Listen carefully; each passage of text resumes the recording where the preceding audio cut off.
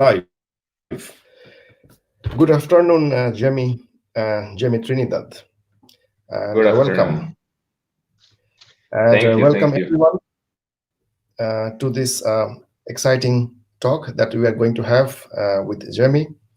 And Jaime is currently in France, right? Right, And now I'm in the south of France. he's working, and his workplace is basically in Paris. And I wanted to say that Jaime is an expert in LoRa, in IoT, in TTN, whatever technologies are there we are using. So that was a very good idea to introduce Jimmy with the students and in this course. And thanks to Frederick also, who discovered each other with Jimmy. And yes, with this, I would like to give you the floor, and Jimmy, you can start with maybe a brief introduction, what you are doing and where you are working and so on. Welcome. Perfect. Thank you, Francis. Hello, everyone. I'm Jaime Trinidad. I'm part of the Things industry, that also part of the Things network. I'm based in Paris. Also, I'm studying a master in Internet of Things there. And it's great to be here and to talk about this great technology, LoRaWAN, and also about our network server, the ThinkStack. It will be great to present to all of you, all this. Mm-hmm. So, do you want to start with a presentation, or what is the plan today? Of course, we are, I'm going to present a little bit about a presentation about LoRaWAN, the ThinkStack. And the second part, I will show you here in live how can all of you use the ThinkStack with the community edition, because we have different version of the network server.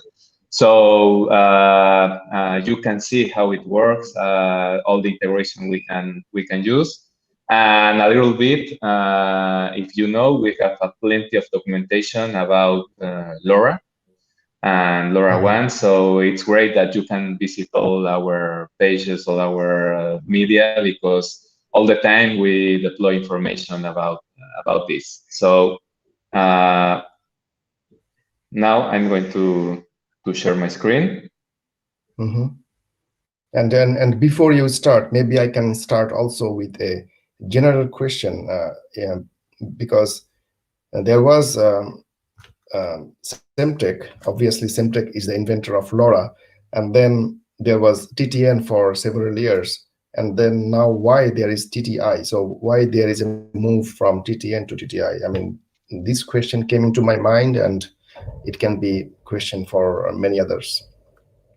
Yeah, as you said, Winky and Johan, the co-founders of the Things network, of the Things industry, when Semtech deployed this, let out this technology, this LoRaWAN, they started with the Things industry and ecosystem in Netherlands, that it grows really fast, has plenty of people, that it's great and open source.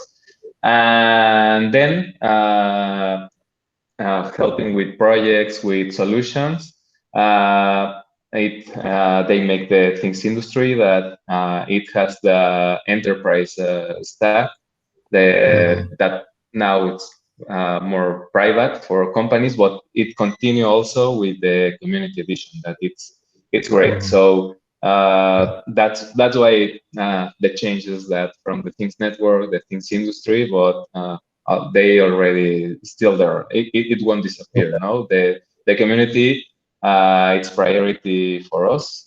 They always write us, and we take care of what they said, of everything, because all the people, all of this is open source.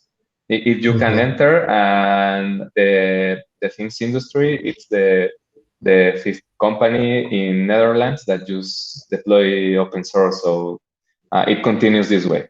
This won't change. Yeah, good to know. Yeah. So okay, I'm going to show my screen. Moment.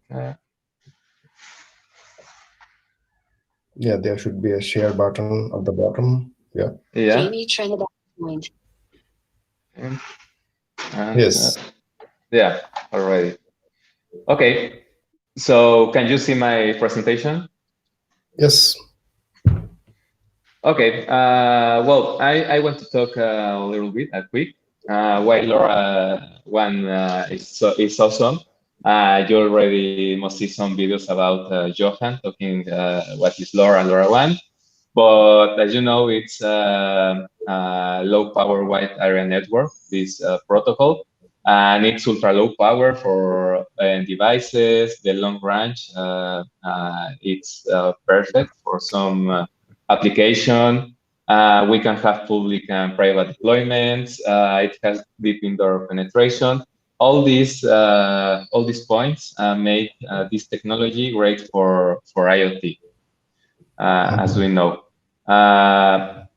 These are the layers about LoRa and LoRaWAN. And I show you because the Things network and the Things industry, we work in the blue layers. We work in these blue layers that it's LoRaWAN. Okay, so here it's our deployment. Here's where we work. We make everything because we have the network server. It's our core deployment.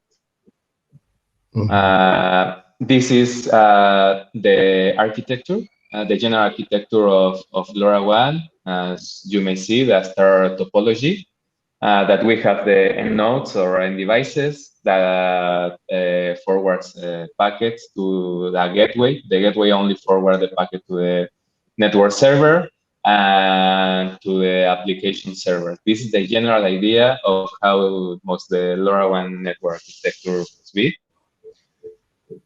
And this is the things stack, what we deploy, or plenty of people told them the things network version 3. We implement new stuff. We have, for example, the join server that has the root keys. So now make it more secure.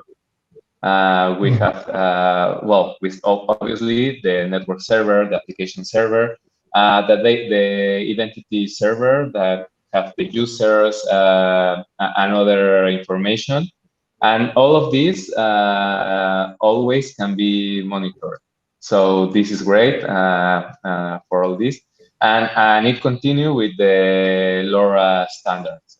It's not everything. It's in the LoRa standards. You can read what it's the network server, the application server, and the coolest part from here, it's the integration parts that we have, because we have MQTT, we have webhooks, which you can connect with Azure, with Amazon, with Google Cloud, with DataCake, ThinkCO, different integrations, and it's really easy. I will show you later how this is and why it's so cool. And quickly, I want to say the futures and the difference between the question you told me, no?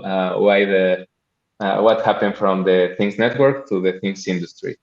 We still have the Things stack for Community Edition that supports all LoRaWAN versions and regions. It have the packet broker enabled for peering, for roaming information. We have the integrations also with the Community Edition. And the difference between the Enterprise and the Community Edition is that the Enterprise have multi-tenant, multi-instance. It's for bigger deployments. No, you can have device claiming, the support for the joint server to keep the root keys, and another kind of integration. But these are for big deployments or for companies that want their own private network server. It's important that also we support class A, class B. All classes are supported in our network server. So but yeah, As you, basically, I was going to ask you this question also for the previous slide where you showed the layers and you had class A, class B, and class C for LoRaWAN devices. So what do you mean by class A, class B, and class C devices? Okay. Okay. We have in LoRaWAN, we have three types of three classes of devices. The class A is the one that use less battery consumption because class A only sent an uplink to the network server, and it opens two windows to receive downlink, two short windows. So it's an information, and the device here for a few seconds if the network server wants to say something to the device, but it don't cares if it don't receive that downlink, that information from the network server, it don't cares. So sometimes that information keeps in the gateway until the window is open and it's sent it to the device. So class A, almost all the time, the devices are sleeping. So that's why it's the most less battery consumption. Then class B devices, uh, it has the two windows to receive information. It sends information, and it's also have the two windows to receive downlinks. But it also have determined windows to hear if you want to send something to the device. So the server knows when they are going to open that windows. Okay, so certain times it opens, and if the server or you want to send something to the device, you can send it in that time. And the class C, it's the most consumption battery devices because these devices all the time is hearing to the network server, except when you send a downlink, an uplink, sorry. When you send information, it's the only time when it doesn't hear to the server, and then all the time is hearing to the server. It has the windows, the second window open to hear if you want to send a downlink. So all the time is awake, hearing the server. So for these cases, class C devices are more for real-time information because if you need something, all the time is here.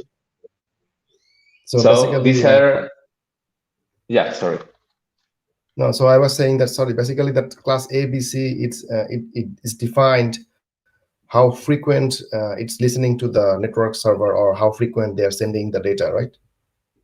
Yeah, how frequently is listening to a server, so it you can send it downlinks to the end device. So basically, different use cases might use different device classes or Yeah, different classes depends. of. Exactly. Depends on your use case. Is the class of your device that you are going to need. No, so maybe it's a use case really important. I don't know, a fridge that you need to know all the information all the time because it's very important the things you have inside that fridge. Maybe you need a class C device, no, because every time is awake. But maybe for agriculture, you only need to know the soil moisture of the field twice or three times per day. You are going to use class A because you don't need to send anything to the device, maybe a firmware. So all the time that the device will sleep, for example, you don't need awaken. So, but the same sensor, let's say the temperature sensor or humidity sensor, it can be of three different classes. I mean, we can find different classes of sensors. This depends of the device maker because not all the devices are configured or made for class C, for example, or for class B. The class, all the devices support class A. That's So that's in all devices. so basically, when you mean by device, that means the microcontroller or the ESP chip, not the sensors. Yeah, I mean the microcontroller or the one that's in the LoRa information. Yeah, because the sensors are connected to the microcontroller. So the sensor you code it, you program it to send certain time information to the microcontroller and send the information, all the integration of the end device. Yeah. Thanks for clarifying. Yeah, I mean, you can proceed now. Sorry. Yeah, no problem. Okay, so quick. Okay, these are some difference of distribution and support from the ThinkStack, the stack, and the enterprise.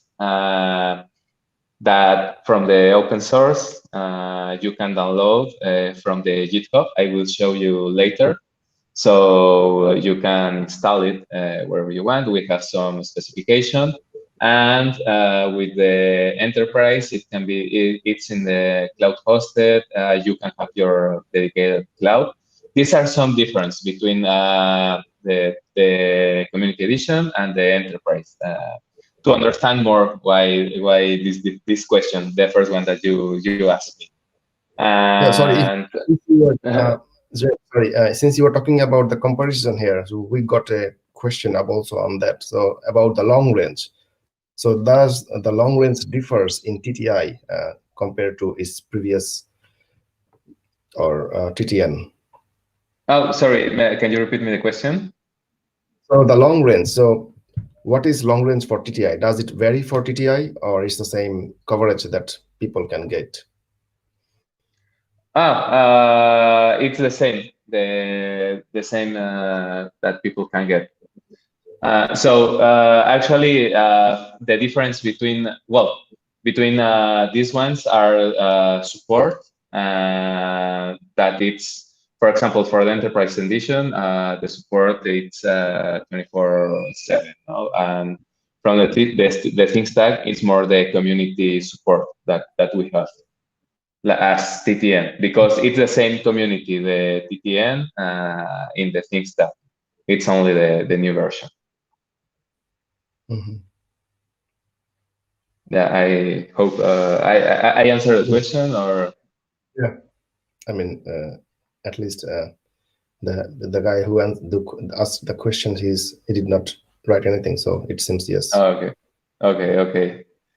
And okay, well, as I said in some previous slides, we have the integration parts that they are really quick to deploy with all these integrations. I will show you that it's a great feature in the ThinkStack.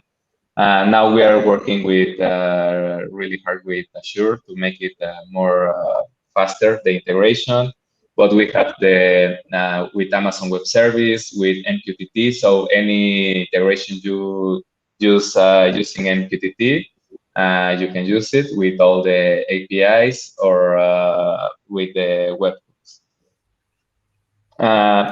As we talk, I was talking, and maybe here any questions you have from the use cases. There are different use cases with LoRaWAN. It can be from natural disaster prevention with different kind of sensors. So the idea here is the limit. As you said, as we said, the limit is your mind. No? So we have plenty of sensors outside in the market.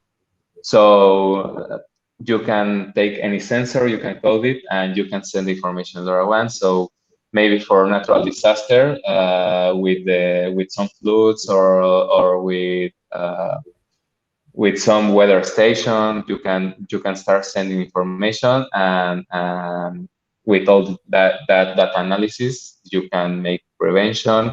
In agriculture, with all soil moisture sensors, with animal monitoring of temperature of animals because, for example, in the cows, they have certain temperature, and if it increases, maybe it's sick. So you can all the time monitor the animals with the trackers in species. This is great because it's the long range, no? So that's why Mhm. this technology also it's great.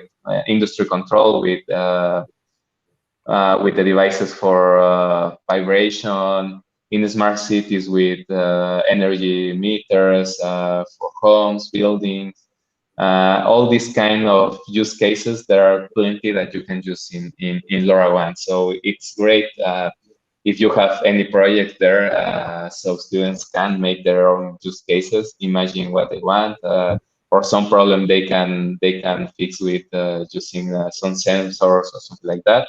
It's great to make all these use cases. And also, these And different use cases require different device classes. For example, smart metering, they need the reading for every seconds or every minutes, right? So, yeah, you can. Well, you can code with your device to send information every minute, every 30 seconds. As I mentioned, maybe in agriculture, you only need to have the soil temperature every, I don't know, mm, every 4 hours. So maybe you mm, can code it that every 4 hours send you a packet. So all this you can do it. No? So you can mm, set to your end device, send me information every 30 seconds or every minute or every hour. So or I don't know, or here all the time. So you can send, for example, a smart bulb. You can close it, no, sending downlinks every time you want. so that early flood detection and warning system in Argentina, is it already in operation, or in this project? Just out of Uh, curiosity. oh, I really don't know that part. Maybe because maybe they are using the things that server. I was Mhm, talking with I don't know if it's the same. It's one guy from Argentina, and they were in agriculture. They were deploying and using the thing stack 2 weeks ago, but it was for agriculture, for more soil temperature. They were going to put like 10 sensors and one weather station with LoRaWAN, but they mhm, were in a way to deploy all the project. So he doesn't tell me that they already have it there in mhm. Argentina, for example. Yeah, these are the great use cases for LoRaWAN, I would say. Yes, yeah, in agriculture, it's awesome all the use cases you can make. Well, in everywhere, no, but in agriculture that you talk that maybe there's no internet connection. This is great because there are extensive land fields that you don't Mhm, have even cell phone signal. So and more in for example in South America, or it's difficult because there's plenty of space. So LoRaWAN works really great there yeah. for the long range sending information. And last, that this is a really great feature for the roaming and peering. As you know, the roaming, it's sending information. We deploy the packet broker. It's a great feature. So to exchange traffic. So Mhm, this will make better for indoor and outdoor coverage. The sending information, better resilience against gateway failures, because maybe one gateway fails, but the information will arrive from other gateways.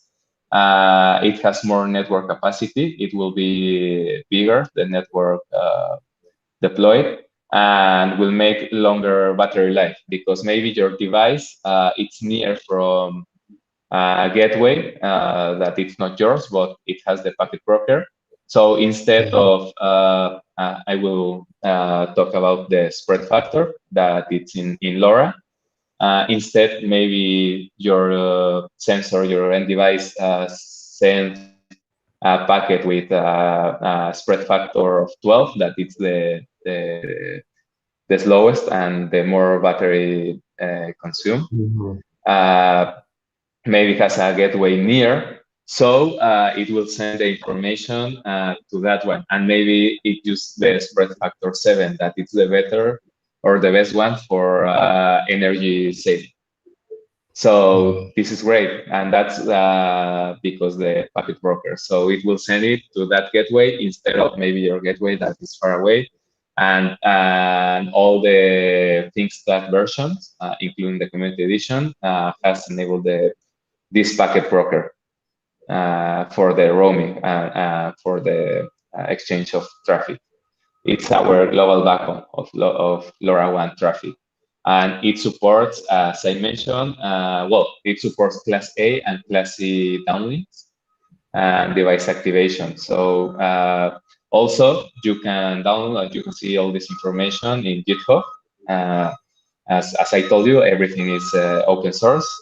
So you can go to GitHub and take this information, the packet broker. Okay, so for the moment, I hope it wasn't so long.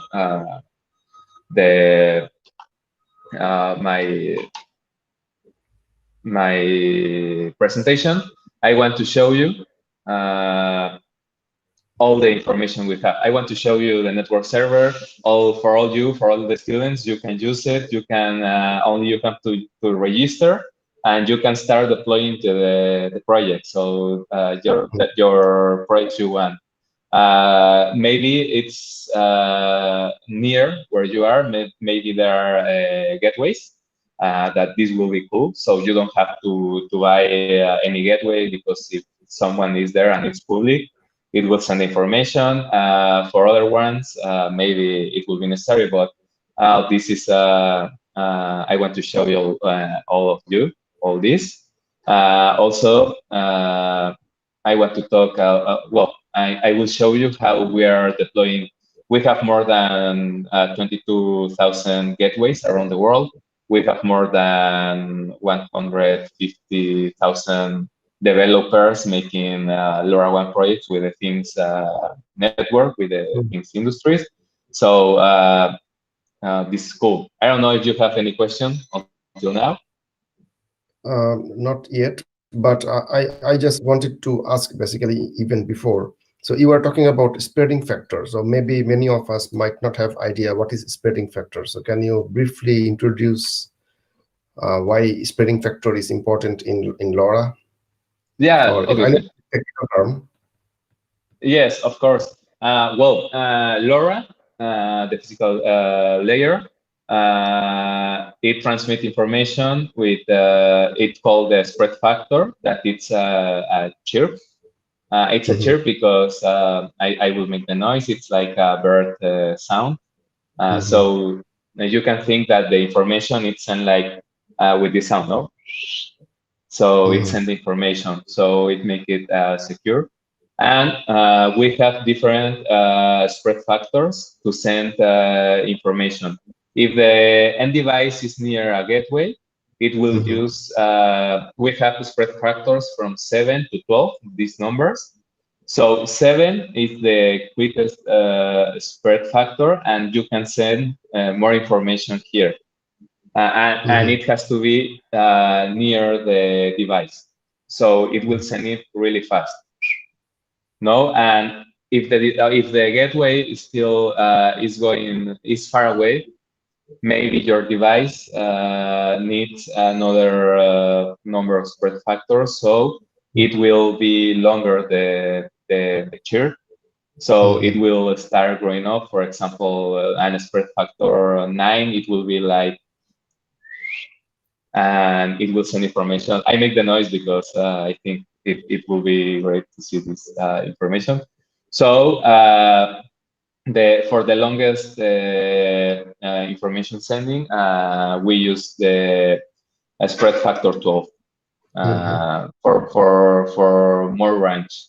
But also it has to be less information, the less bytes of information, and also it consumes more battery because the message is longer.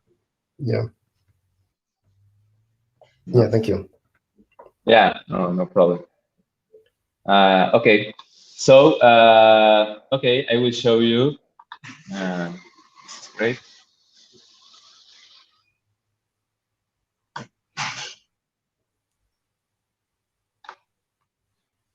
Jaime Trinidad joined. Okay, can you see my screen? Okay, so for all the people, this is the ThinkStep. This is our network server. It's very friendly. We focus in that all the stuff for the users are easy for them to use. So it's really friendly. It's really nice. So this is the console. Once you register, you are going to be in this console where you can add your gateway, for example, and you can add your application. In this case, I will show you, I don't know if you can see, I have this gateway. Yeah, I can see. It's the Things Indoor Gateway. So it's this one that I have here. I put the ID TTIG home, and it's really easy to connect it. Last seen it was 10 minutes ago, but you only need your gateway UAI and it connects. No, so you can see all. Yeah, this is the Things Indoor Gateway. Is one gateway that we made here in the Things industry. It's an indoor gateway because okay, you can use in the market. There are outdoor gateways and indoor gateways. This one it's cheap in the market and it's an indoor gateway. And for example, this was sorry, what? So what should be the coverage for this indoor gateway? The coverage for this indoor gateway, for example, I put it in the top floor and I receive information from 1 kilometer away. I walk with my sensor to see how much distance. So if it's in your house or in your building, it works perfect. You won't have any problem. Obviously, I was where I am. It's not so crowded. I have plenty of space. If you live maybe between buildings and that stuff, obviously it will be a shorter range. But yeah, for a house, it's perfect. House, apartment. And here I deployed. As I told you, it's really easy to add gateways for the people that is the first time. When you click on gateway, you can add it here. It's easy. You can add gateway. Click the button. You put who is the owner. You can put the gateway ID. It's the name you want to give it. All the gateways have the gateway UAI, so you insert the information and the gateway name, and it's all you need. And when you finish, you go select your frequency plan. As I told you, we support all the frequency plans. So we have Europe, we have from United States frequency plan, Australia, Asia, all the frequency plans. So it doesn't matter where you are. it's supported. So you select your frequency plan, and you create your gateway. And few minutes, you will have this information, and here it will see that it's connected. For example, mine is connected, but every time it receives information, it sends. And you can see that if it's receiving information, the live data, that it's awesome. You can click. This is an uplink and information that it sent, the gateway. So this is more technical, but you can see all the information that it's sending. No, here. Maybe there are some students that are interested in all this, the metadata, the settings. You can see, for example, it said me what coding rate is using, which frequency. In this case, which one? I'm using, well, Europe, 868. And the time, in this case, this was sent at 4:30. No, but you have all the information here. That also it's great. A lot of users that are deploying their own use cases are really happy with this information because it's useful for some of them. So that does the TT this things stack. It has a IoT platform, or it's just the the payload decoder, or what do you mean? So I mean, it's just the receiving of the data, or it supports other features like visualization, like analytics, or any other things? Oh yeah, but in the application, this is the gateway. Remember, in LoRaWAN, the gateway only forward the packets. So Yeah, in application, this things is stack community edition. Does it has also application layer services? yeah. It contains, for example, look, I mean in the thing stack. Here is the application layer. This is my internet. Wait. And the application layers, and the integration module. I will show you. It contains, as here at the left, we have all the menu. And here we have the integration module. It contains, so all the users can deploy here, well, an application and an integration. This is contained in the community edition. This is a great feature. So you can connect this wherever you want. I will show you. Let me show the application. The application where you add your end devices. For example, now I will show you. I'm using this sensor. It's a generic node. It's our new sensor, also from the things industry. It have different sensors. This one have temperature, humidity, have accelerometer, have a buzzer, have a LED, and this will go. The first batch. It's going to be, I think, in August. It's a really nice sensor. So how many sensors it has in the package? In the box? In the box, there's the temperature, the humidity, the accelerometer, and the buzzer and the LED. We have five sensors. And also it have the GPOs where you can add them different sensors. This is inside is this one. This is the generic node. You can visit the page. All the documentation is there, but it's really great. Here, for example, is the antenna and an awesome feature. And it has a security, also a security part. So this is this one. It's inside of the box. Now I told it for this presentation for temperature and humidity.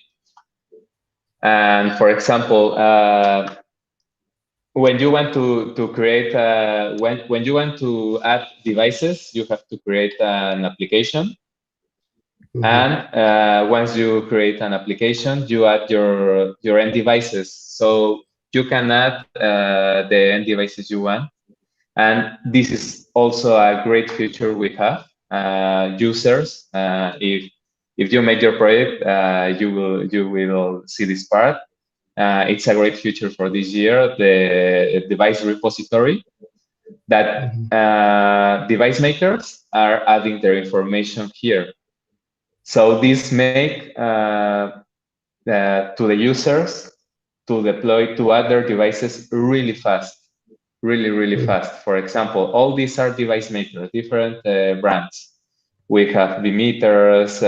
So look, and they're really adding their devices. It's really great. And make it really easy. For example, here is the this industry have the generic node that I'm using, but maybe, for example, from someone have this device, I need show you which hardware version have, what firmware, which profile you are using.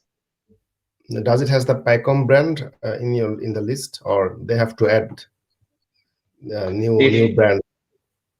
If there's no the brand isn't in the device repository, you can add it manually here. Okay. But we are talking with device makers, so they add their information to the device repository, because it's also open source. It's in GitHub, and it's really easy. So as you see, for example, it deploys the information. It's really great. If you have the device, one of these devices, you only have to select your frequency plan and add your keys. That these are personal. No, for example, for all the students or the users, the keys they provided when you buy an end device or you create it in your code. So these are personal, so only you have to insert the keys and register your end device, and if you deploy your device in the things tab.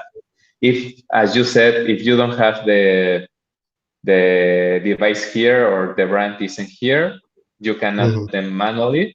It's really easy also. You can choose, for example, over-the-air activation or activation by personalization. What is this? Over-the-air activation, it's a more secure way because it sends a join request to the server and it receives a join accept. So the device asks to the server, hey, can I connect? And the server said, oh yeah, I have your keys or are the same keys. Yeah, you can connect. If it never received the request, it will never connect. And the difference between, we prefer, the best practice is to use this type of activation. And we also have activation by personalization, that you insert the keys to the end device and to the server, and it will be the same. So it doesn't need a join request and a join accept. It connects directly. Well, you select which version. You need to know which version is the one you are using. These are the LoRaWAN versions, the different versions that did exist. So you need to have to know which version you selected, and you continue. There are 3 steps. You start adding all the information. That's why we love also in this version, as you see in the community stack, in the community edition, we have the end device repository. That also you can see in our page in the Things network. the LoRaWAN device repository. I will send all the links, but all these are different devices that are there. So you can see what they do, what can sense for what they work on. So it's really great. It's a really great feature. You can navigate here. So maybe if you need, I don't know, a flood sensor, you can see all this information, and maybe it works for you, for all the students or for one user. And this will be here. If you buy it or if you get it, for example, it was, as I show you, it was here. At the end, yeah. Yeah. It's here. No, it's really great, this feature. So, when you add your end device, it will say that it is connected. And for example, is this one I was showing. Most of them, they already have the payload formatters. Or what is the payload decoder is the information that you send to see what you are receiving it. For example, in this case, that I'm receiving the temperature and the humidity. I mean, almost 29 degrees. You have the payload formatters. Most of them, if it's in the device repository, they already are here. That it's also great. We have the information of repository, so you don't have to insert anything. You only select from repository, and you will have your decoder. Or you can, in JavaScript, because almost all payload decoders are in JavaScript, and this is the way that they're coded. You can code. For example, here I code this little decoder uplink that I can see the temperature of my sensor and the humidity. And here I only put a name for one integration that I made with Azure. So all of this, you can test it. For example, it's a great feature because maybe you code something and you don't know what you are sending. You can test your decoder, and you can see what will be the output. For example. So, for example, I put these bytes, 4 bytes, because my sensor now is called for 4 bytes, and you can test what is going to be your output, and it change. Yeah, it's great. Yeah, it's really great. It's really friendly for adding your end devices, and all the time. You can, as the gateway, you can see your live data here. And also, if you click on your payload, you have here all the information. Maybe are users or some people that need certain kind of information. But and here you have everything. No, you have the temperature, you have the humidity. You can see everything. This is the part of the applications. So you can add them, and it's really great. And for the last, I want to show you all the integration parts. As you asked me, if it contains, the community edition, I'm here. You can add all the integrations. You can add, for example, an MQTT. You can, here you have the information that you are going to use for adding your MQTT. Here is if you have a public address or a TLS that MQTT works in this port if it's not TLS, or in this port if TLS. And you only generate your API key if you need it. Some integration will ask for your API key to generate. You can copy and paste it. For example, who use MQTT? The things CEO that you can deploy dashboard, use MQTT. So here it will ask you this information. You only copy, paste it, and it will connect. Here are the webhooks. For example, I have more for Azure, but all these webhooks are the ones that we have. So our network server can work with Akensa, Cayenne, Data Cake that you already have a talk with them, IoT Box, Tencent, Tag.io, all this integration, the TTN Mapper, all this integration, it's really easy. You only click, you almost have the information. For example, for DataCake, I don't know if you see a deployment, but you add your webhook ID, and from DataCake, you generate your token there. So you paste the token here, you create your DataCake webhook, you configure your DataCake dashboard, and the connection is really fast. This is also great. So because maybe a lot of students say, okay, now I have I see my data here, or only my application and my gateway. What can I do? Well, you can deploy plenty of information here with MQTT, with webhooks, with Amazon Web Service. Also, you can create your custom webhook, your API. You create it here. You put your webhook ID. You can select if it will be JSON or any other protocol buffer, which page, or well, your URL and your downlink API key, and you create it. You select here what you are going to want to enable. You can enable your uplink message, JNSF, all this information you can select and create your own webhook.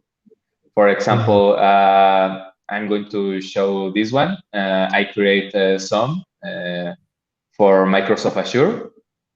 I create some function apps and use my webhook. Now I'm not seeing information because I changed some stuff, but it's really easy. Also for Microsoft Azure, it's really easy. You can work with digital twins. You can work with Power Apps. You can send your information to. I'm talking here about Azure, but you can send your information from your webhooks. So this is great in this part. I don't know if here you have in this part if you have any question or there's any question over there. The question that came into my mind right away is that you can then add any third-party platform into into this TTI's things stack, right? Like if I want to add, for example, PyCom, so they have their own platform, PyBite. So if I want to use PyBite for my webhooks, I can use that. Yeah. If we don't have the webhook of PyCom, you can create your custom webhook, your API, and yeah, you connect. Or maybe if it's MQTT, you create it and it connects and it sends the information. But yeah, as you said, you can create your API. For example, I have this one from DataCake. Here I have the URL. I have my token that it's here. This is the way that you see. Now this is from DataCake. As I make everything again, I have to configure everything again. But it's really easy. It's really fast. For example, this is the one that I use in Azure. You only have to put your URL that it sends from Azure. I enable everything. And the other thing that for all the students, for all the users, all this is documented. So it's really easy. We try that all the people make the easiest way. You only have to go to the Things Industries. This is the main page, and you can go to the resources and go to documentation. And here is everything. Here is everything you can, getting started, how to add devices, how to add gateways, and how to use integrations. And we take you from the hand. So, for example, here is data cake. Here is how you do it. You can do it. So it's documented, right? Yeah, everything is documented. For example, it's here. No, you can see it's all the information. We have a really strong team that make great work with all documentation. For example, here is how to work with Azure, how to create function apps, and other Amazon web service. Here is all the documentation, not only for integration, for adding gateways, how to add them, how to claim them, how it works, the LoRaWAN basic station. There's plenty of documentation that we work on, and everything is here. I think this make a great difference for us and for the users to use all of this. So how many devices or applications that this community edition supports for each user? Because it's a free version, right? Yeah, it's a free version. The exactly number, I don't have it, but I added 6 in my personal account the other day, and I don't have any problem. I will get the exact number and I will send it to you, so you can send it, but you won't have a problem. Even with sending the packets, you won't have any problem. Because sometimes maybe some network servers say you that you only can set maybe 100 packets per day or or per week, something like that. There's no problem with that. And this is this is what we do. I want to also to show you this part, because all this is in GitHub. You can download it. You can work with it. You can install this is the repository, but this is the thing stack. Everything also it's documented of how to deploy your own network server, what you need, all the requirements. And also, if there's someone there that finds something or some issue, feel free, because this is a big community with work. This is getting better and faster because people is very proactive. We look for that. So we love that people, it's very proactive. Some people find some issues and we work on them really fast. And this part. Yeah, basically that was also one of my question, like how someone can set up his own server, own LoRaWAN server. So using this GitHub repository, they can use this as a baseline and then do whatever modification they can do, right? Yeah, you can download with Docker images. I also see that you already have one Docker lecture, and you can install it There are some requirements that are over there in GitHub, and you can start working with it.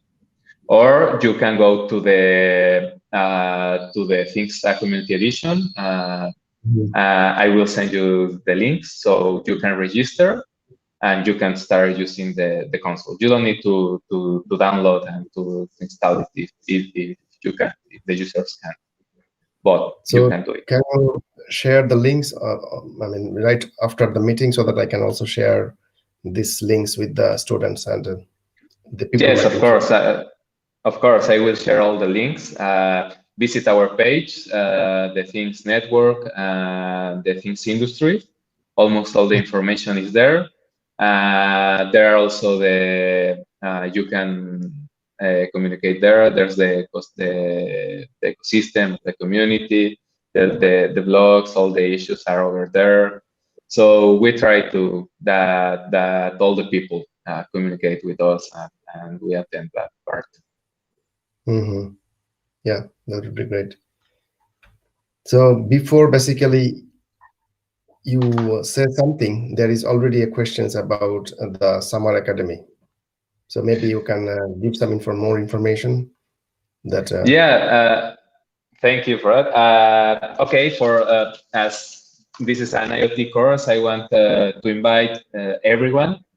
In August, from 16 to 20, we have the Summer Academy, LoRaWAN, our LoRaWAN course. I will send you also the link to they can see the video. We invite you to subscribe to the course. It will be great. We will have really great talks with people using LoRa, with some experts. It will talk Winky, our CEO, Johan, the CTO, that they are great with all of this.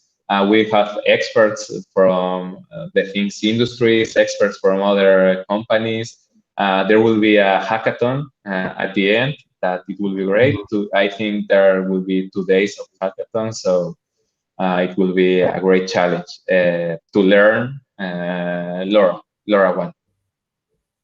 But also before the hackathon, there will be some hands-on training sessions or any kind of workshops or anything. Yes, of course. It will. We will have workshops. We will have talks. Yeah, everything to learn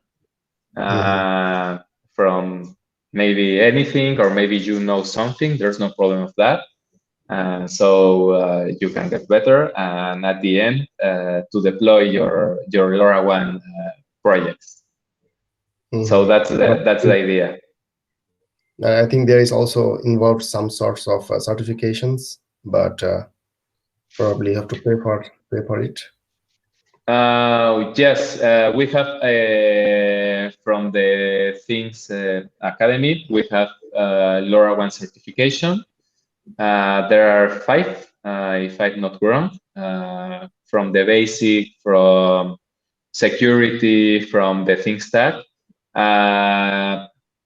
Yes, they cost, but also if you subscribe to all of to our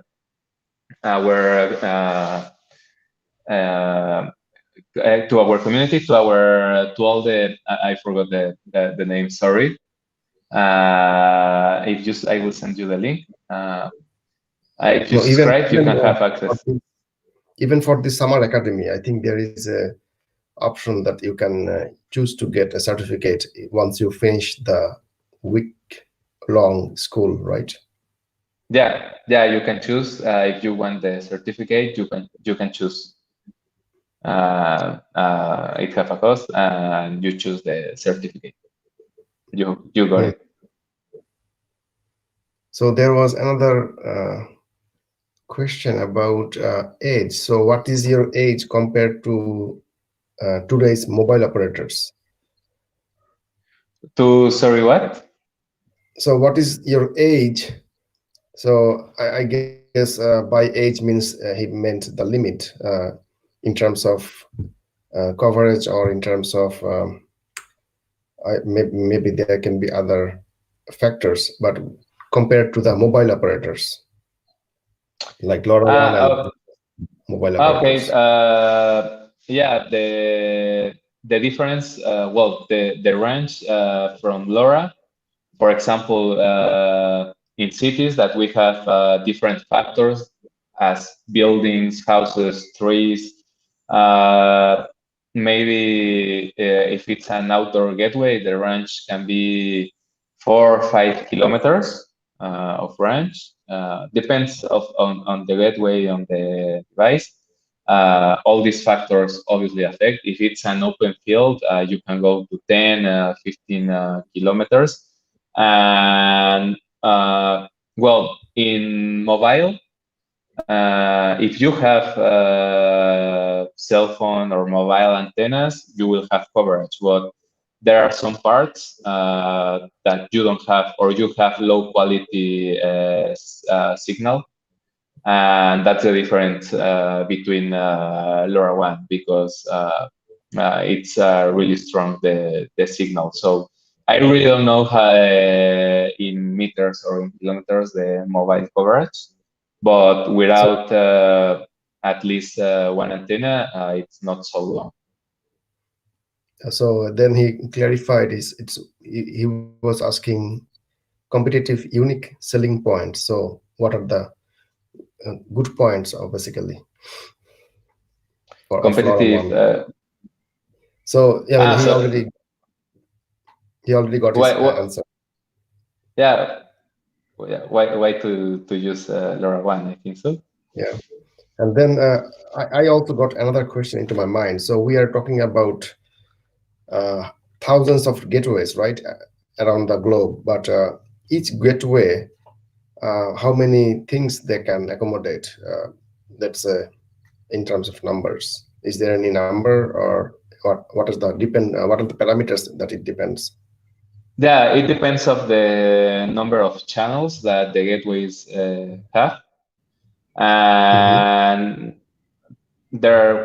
they can be thousands of devices that can send information to forward packets to that gateway. Obviously, not at the same time. If you send it at the same time, if you think, I don't know, maybe 1,000 devices send a packet at the same time, with a lot of information will be lost. Why can they support a lot of devices? Because the packets are really low.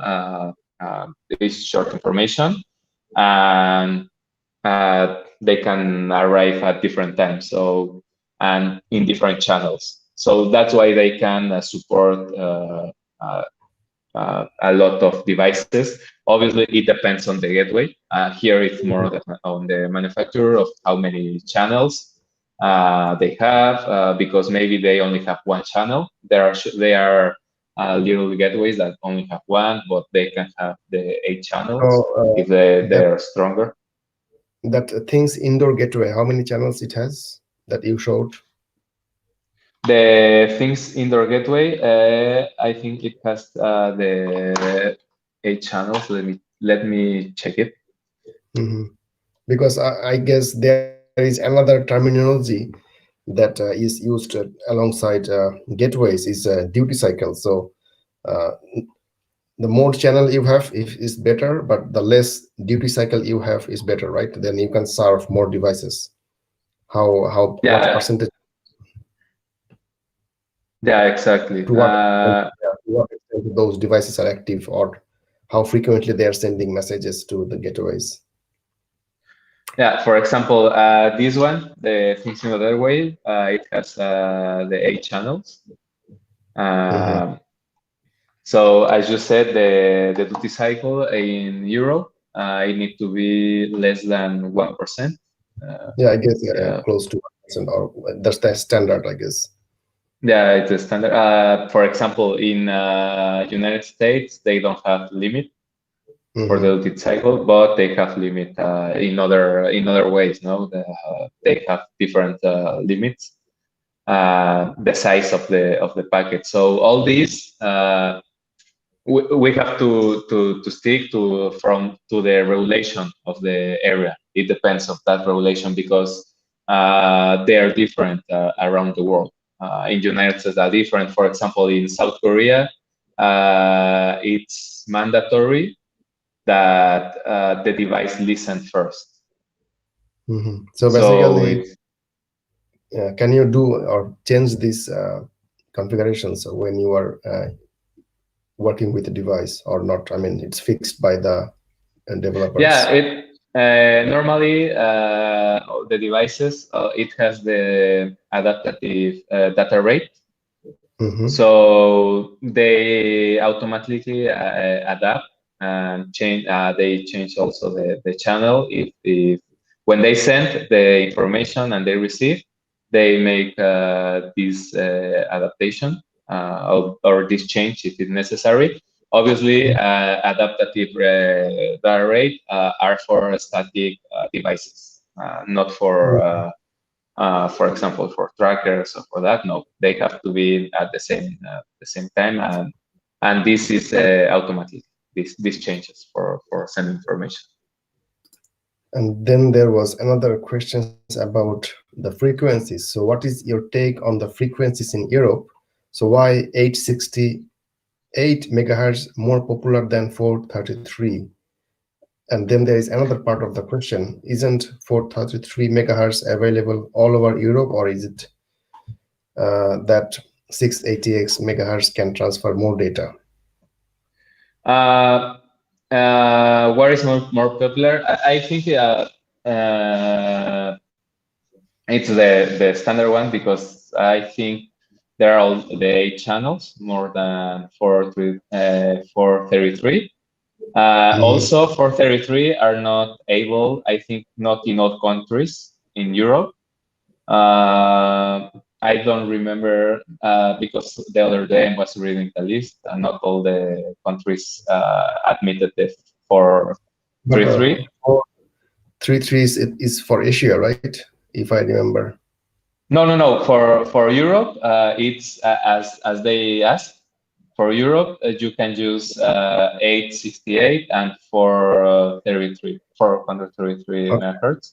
For Asia, it's 923 for Asia. It's the frequency plan. All of these, as I say, you have to stick to the regulation of your area because they are different.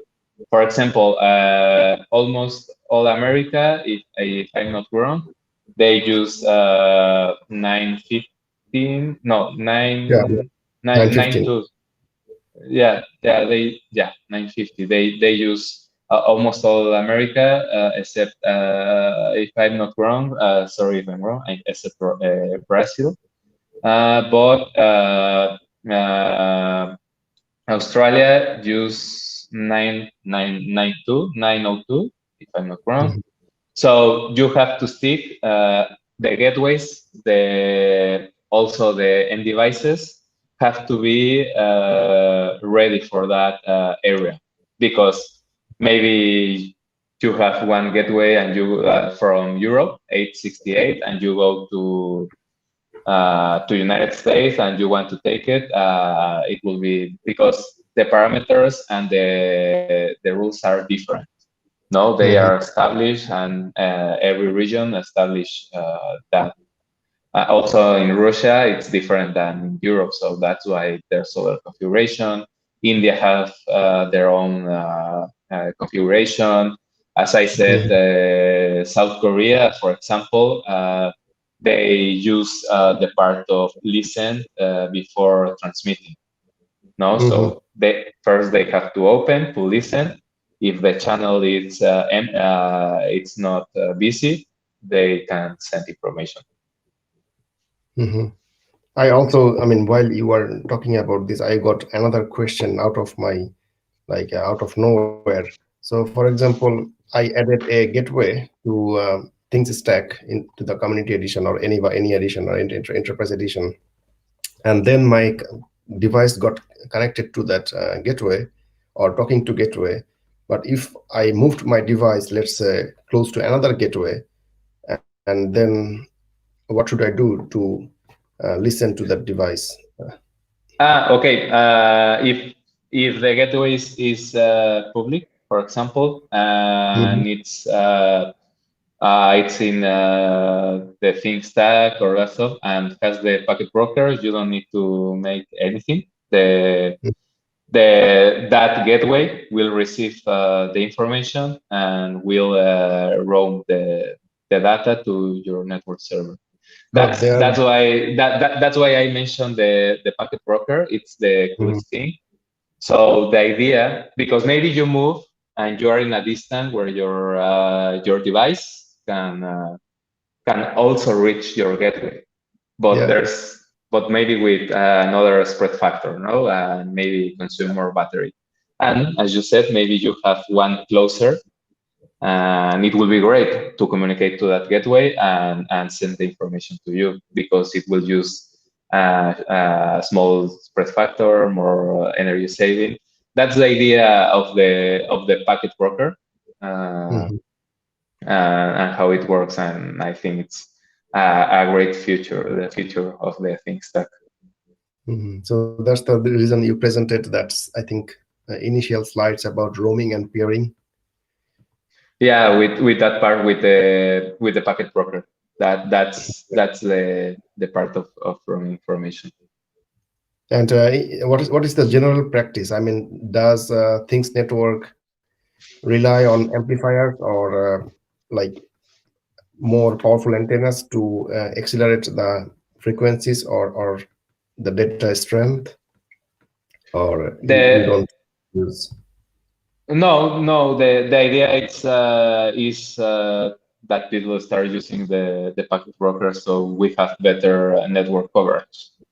Hmm. And well, also, yeah, it would be great. Users or people, if they have their gateway, maybe they can be public. So if they're in the Things network, other users maybe can deploy. We can deploy. They can deploy better, better projects, or they can use because it's a reality that not all the users, maybe at the moment, they can't afford a gateway or something like that, or they don't see necessary because maybe they are working with, I don't know, with PyCom or with Arduino board, because and they only want to make a home project, no, and they want to start knowing this awesome technology. So maybe at the beginning they said, no, I'm not going to spend in a gateway or whatever, or that stuff. Yeah, maybe I will just go with one last question, and if there is no any more question on Discord, then we can conclude the session.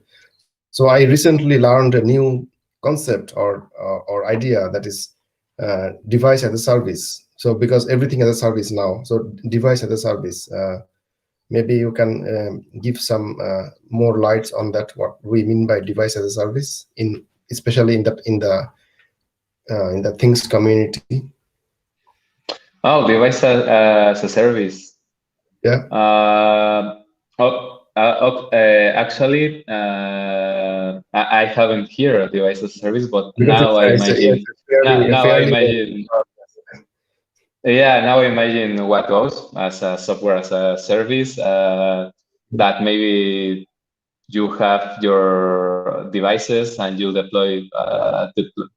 You need to use one or you deploy them, and I don't have it and I can use it, and Mhm. as a service, I pay a rent, no, like Yeah, software as a service or something like that.